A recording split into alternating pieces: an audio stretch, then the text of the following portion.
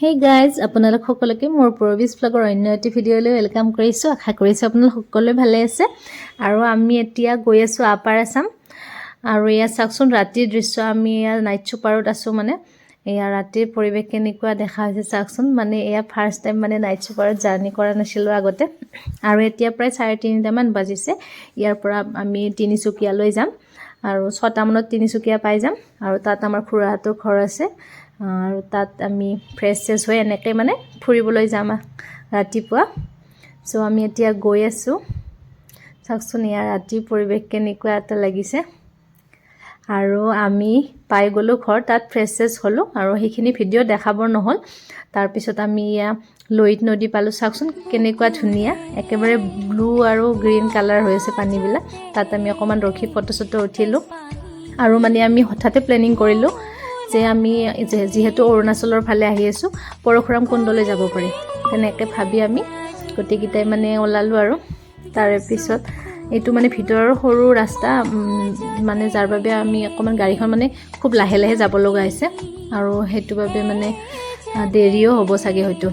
চাওকচোন কেনেকুৱা চিধা ৰাস্তা, মানে আগতে দেখা নাই আৰু এনেকুৱা চিধা ৰাস্তা। তাৰ পিছত আমি এনেকৈ গৈ থাকিলো গৈ আমি এখন মানে ব্ৰিজ পালো। সেই ব্ৰিজখনত ৰখি দিলো আৰু ইয়াতে মানে ৰেষ্টুৰেণ্ট এখন আছে, তাত আমি কফি চফি খাই ললো আৰু ভাবিলো ইয়াৰ পৰা মানে প্ৰায় পৰশুৰাম কুণ্ডলৈ আৰু 25 কিলোমিটাৰ আছে আৰু মানে এতিয়া যিহেতু দুপৰীয়া হৈছে আৰু আমি গৈ পোৱালৈ গধূলি হৈ যাব আৰু মানে আহোঁতেও ৰাতি হৈ যাব, গতিকে এনেকুৱাকৈ ৰিস্ক ল'ব নোৱাৰি। সেইবাবে আমি মানে ভাবিলো আৰু আজি যোৱা নহ'ব, কেতিয়াবা পিছত ভগৱানে আনিলে আহিম আৰু এনেকৈ আমি ইয়াতে অকণমান ৰখি ইয়াৰ মানে ফিল ল'লো। মানে এইটো নদীয়ে মানে দূৰত গৈ কিনে পৰশুৰাম কুণ্ডত মানে মিল হৈছে আৰু এইটো নদীতে মানে আছে এই পৰশুৰাম কুণ্ডটো।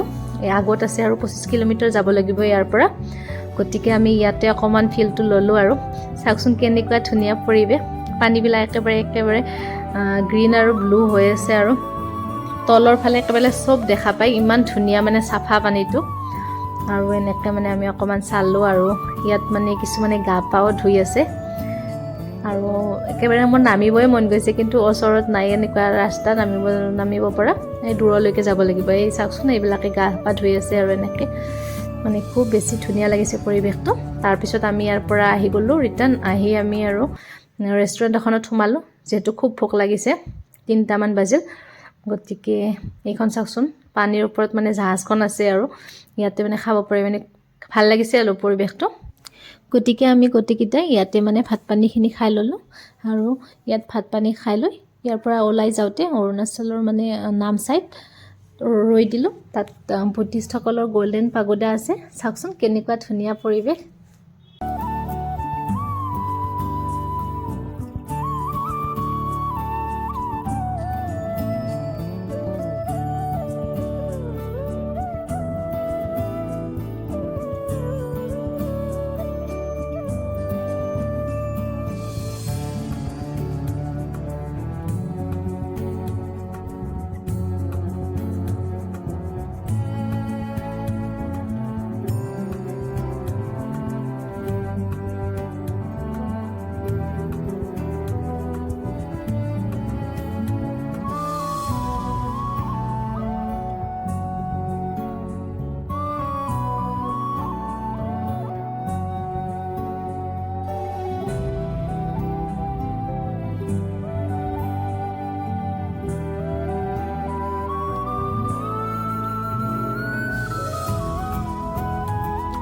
আৰু এনেকৈ গোটেইবিলাকে ইয়াতে ধুনীয়াকৈ দৰ্শন কৰিলোঁ আৰু যিহেতু গধূলি হ'ল যাবৰো হ'ল।